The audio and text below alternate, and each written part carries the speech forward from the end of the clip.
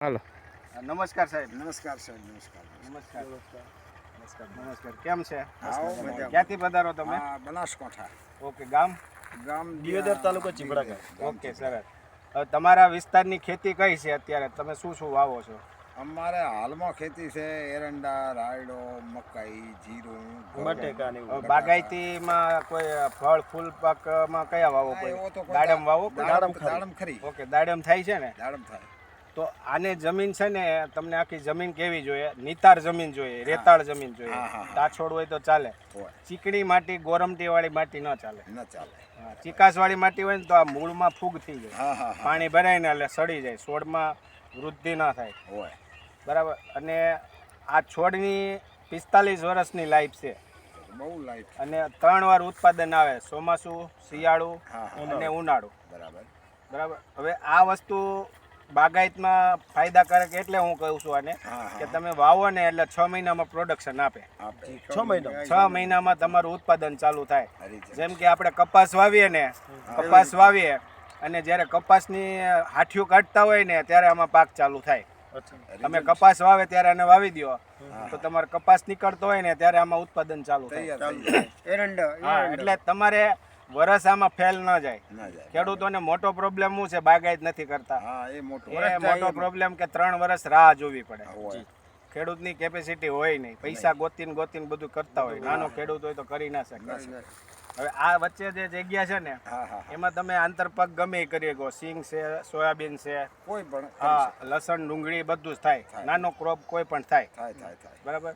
તો આ વસ્તુ ખેડૂતોને બહુ જ ઉપયોગી રહેશે. એનું કારણ છે કે આપણે અંજીરની ખેતી સક્સેસ થઈ ગઈ છે ગુજરાતમાં. બરાબર. અને સફળ થાય છે અને ઉત્પાદન સારું આવે છે.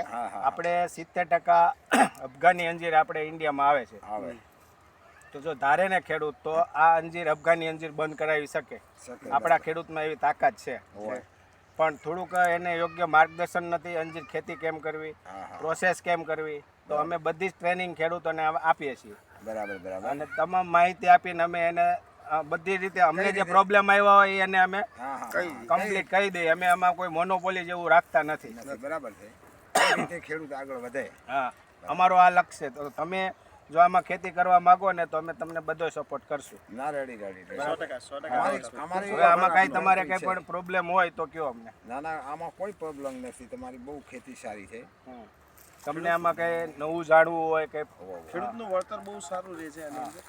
તમે એક આનંદ આવ્યો તમારો આ બધું જોઈને. જોઈને અમને પણ ખેતી જોઈને બહુ આનંદ થયો. આમાં અમારે અત્યારે ચોથો પાક છે, 20 કિલોનું પ્રોડક્શન આવશે ઓછામાં ઓછું. અચ્છા, તો બહુ સરસ. આ જેટલી ડાળી છે ને, એટલા કિલો પ્રોડક્શન આવશે. અમે તો 10 થી 15 કિલો આવે તો ખૂબ માનીએ. ખૂબ કહેવાય. અરે ભાવ બહુ ઊંચા છે. આ હેલ્થ માટે કેવું?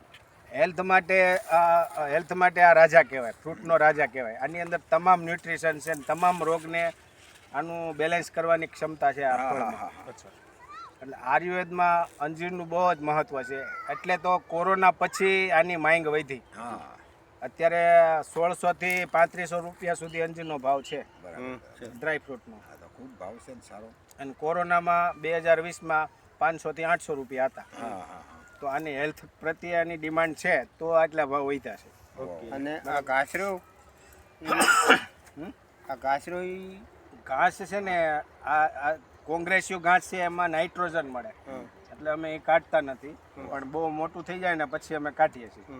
એટલે નાઇટ્રોજનથી આ છોડને ફાયદો થાય. અમે યુરિયા નાખતા નથી. અને કોંગ્રેસિવ ઘાસમાં કડવાણી હોય છે. કડવું હોવાને કારણે ખેતીનું અંદરથી ફાયદો થાય. ખેતીમાં એના મૂળજન્ય રોગ ઓછા આવે, ફૂગનો કંટ્રોલ થાય. પછી આ ગલગોટા વાવ્યા છે ને, આ ગલગોટા અમે જે વાવ્યા છે એમાં નેમેટોડનો કંટ્રોલ થાય. ફૂગ, નેમેટોડનો બેલેન્સ થાય. મોટો ફાયદો. એટલે ફાયદો થાય. એટલે ખેડૂતો માટે આ વસ્તુ જે અમને ફાયદો થયો એ વસ્તુ અમે બધાને માર્ગદર્શન અમે આપીએ છીએ. બરાબર, અગત્યની વાત છે. ઠીક છે દિનેશભાઈ, આપને સરસ તમે આવ્યા અહીં સુધી. ખૂબ આનંદ થયો અને અમને બહુ સારું માર્ગદર્શન મળ્યું આપના તરફથી. ઓકે, ખૂબ ખૂબ આભાર આપનો. Thank you. ભલે.